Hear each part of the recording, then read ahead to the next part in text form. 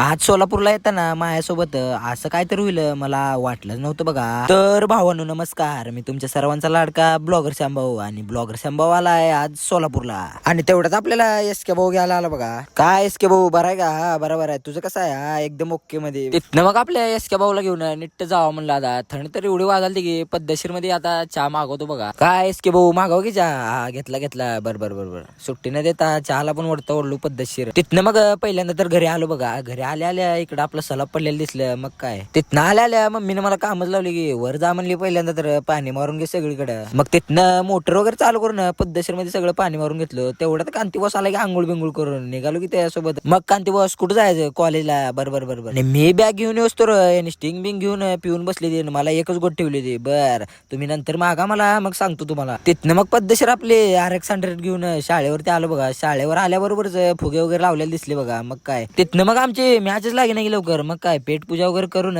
तिथनं लागली की मॅच पद्धतशीर मध्ये. आता आवरून बिवरून जातो बघा मॅच खेळायला.